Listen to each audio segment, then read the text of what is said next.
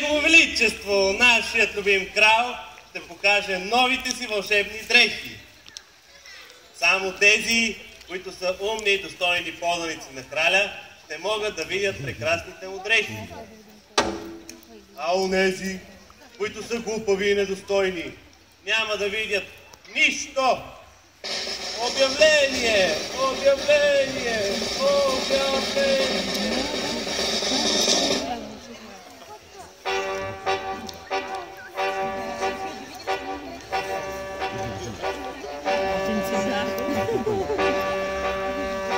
Кое?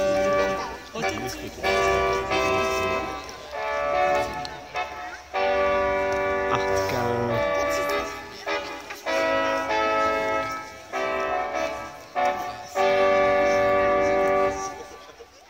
Няма вика да го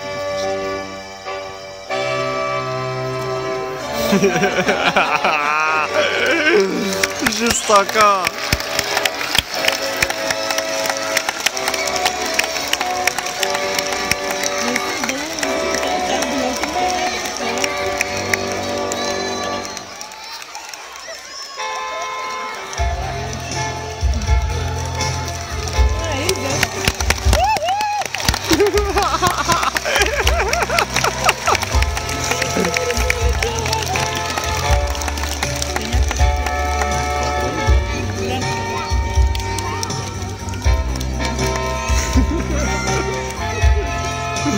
Крале!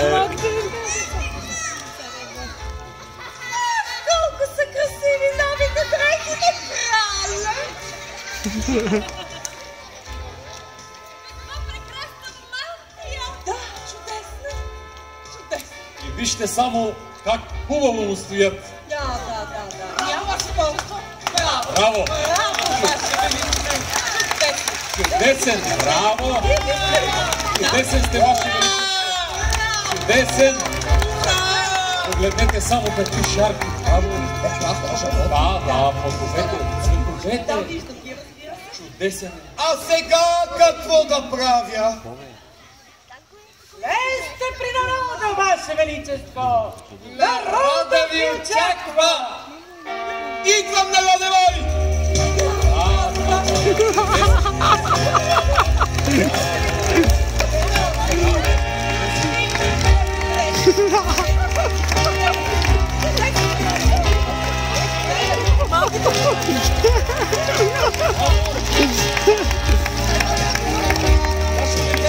Чудесен сте!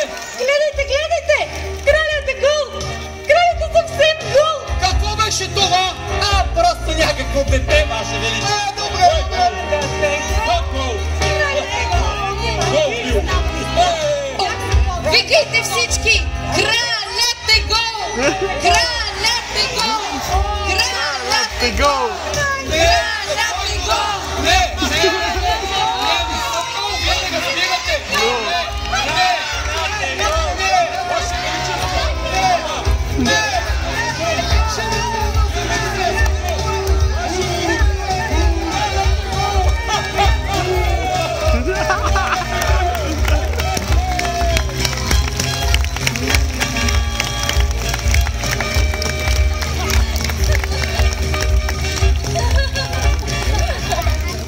Според мен тази история можеше да завърши тихо и кротко, ако всички си бяха замълчали.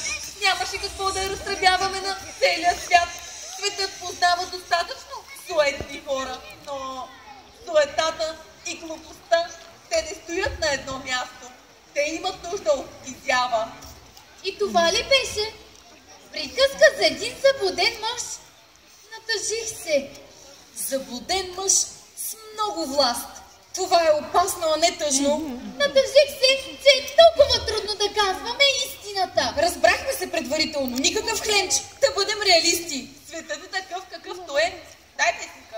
Кажи, публикували ли са я? Публикували са я. Това е чудо. Дай да видим. Какво? Какво става тук? Сменили са заглавието. Това вече е прекалено.